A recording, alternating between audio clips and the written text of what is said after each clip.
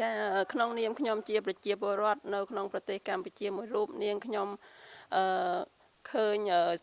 ស្ថានភាពប្រទេសយើងសពថ្ងៃនេះគឺមានការឈឺចាប់ហើយក៏ដូចជាឃើញបងវីរៈកងទ័ពយើងនៅជួរមុខដែលតទល់នឹងខ្មាំងសត្រូវហើយនាងខ្ញុំជាប្រជាពលរដ្ឋនៅជួរខាងក្រោយនេះគឺមិនមានអ្វីធំដុំទេគឺមានតែការខិតខំប្រឹងប្រែងនិងសហការរួបរวมគ្នាក៏ដូចជាធ្វើអ្វីទៅតាមចំណេះដឹងនិងសមត្ថភាពដែលយើងអាចជួយទៅដល់ពួកគាត់និងដូចជាបងប្អូនជនភៀសសឹកយើងតាមរយៈថវិកាឬក៏អីបានបន្តិចបន្តួចតាមមូលនិធិផ្សេងចាតាមរយៈ